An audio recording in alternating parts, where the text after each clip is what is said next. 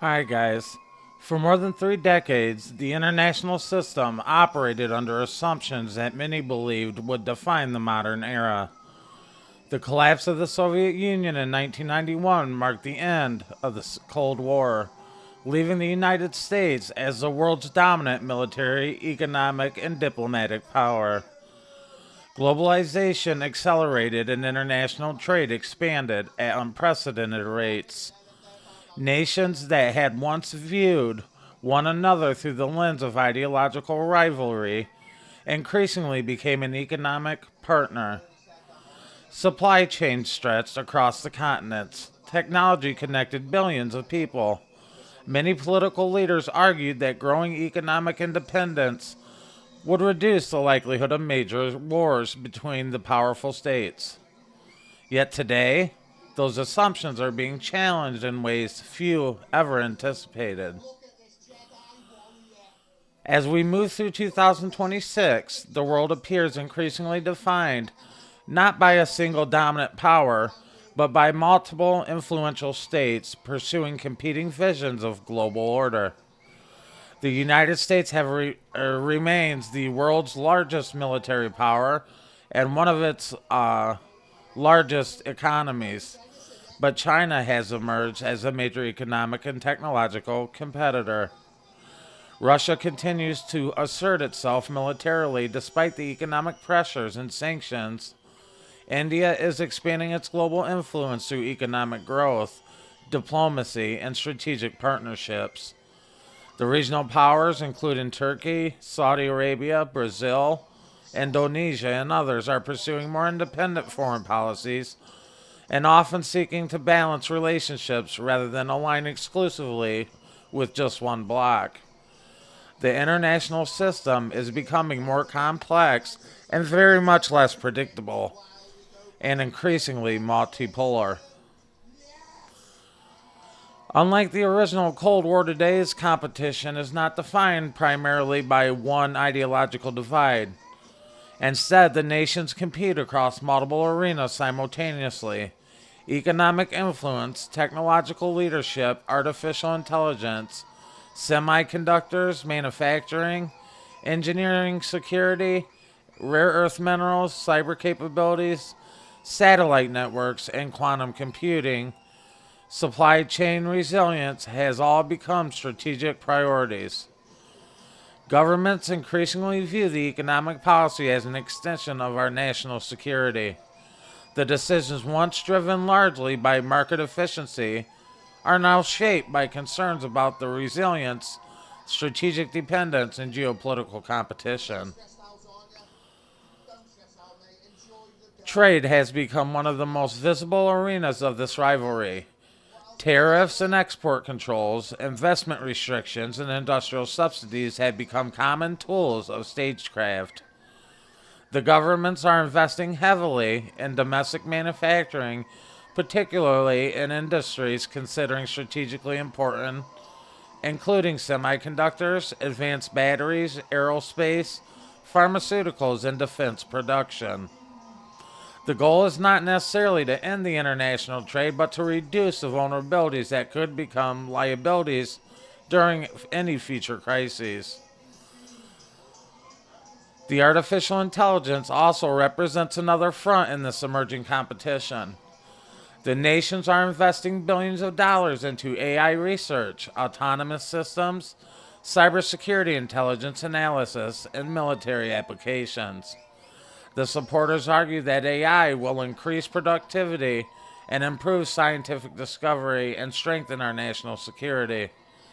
There are others warn that rapid advances could outpace regulation, increase the sophistication of misinformation campaigns, and also create new risks for global stability. Regardless of any one person's perspective, AI has become a strategic priority for the government around the world. The war in Ukraine also continues reshaping the security calculations across Europe. NATO has expanded, defense spending has increased, and military modernization programs have accelerated throughout much of the alliance. Russia continues to view many of these developments through the lens of its own security concerns. While NATO members argue their actions are intended to deter the aggression and to reassure allies, these competing security perspectives contribute to a cycle in which defensive measures by one side may be interpreted as threatening by the other, increasing the importance of communication in a crisis management. Moving into the Indo-Pacific has also become central to global strategic competition. The questions surrounding maritime security, freedom of navigation, trade routes, and technological leadership in regional alliances increasingly dominate the diplomatic discussions. Many governments are strengthening partnerships while simultaneously seeking to avoid the unnecessary escalation. The policymakers often describe the region as central to the economic and strategic future of the 21st century. But beyond military alliances and geopolitical rivalries, another transformation is underway. Institutions created after World War II, including the United Nations, the International Monetary Fund, the World Bank, and other international organizations, continue to play important roles. But they increasingly operate in an environment where consensus among the major powers is harder to achieve. The new regional organizations and economic partnerships have energized alongside long-standing institutions that are reflected a more diverse and competitive international landscape. The information environment has changed just as dramatically. During the original Cold War, governments relied heavily on traditional media, radio broadcasts, and printed publications to influence public opinion. Today, information moves instantly through the social media platforms, whether it be through live streams, podcasts, you name it. Messaging applications or an independent digital creator themselves could also be involved. The democratization of information has expanded access to the news and diverse perspectives, but it also has made more challenging to distinguish verified reporting from misinformation and disinformation. The governments, journalists, researchers, and citizens alike face ongoing challenges of navigating an increasingly crowded information space. One of the defining characteristics of the emerging international system is uncertainty. During the Cold War, despite periods of intense tension, many strategic relationships became relatively predictable over time. Today, Today's world involves overlapping partnerships, shifting economic interests, regional conflicts, and rapidly evolving technologies. Countries frequently cooperate in one area while competing in another. Our allies may disagree on trade while coordinating on security. Rivals may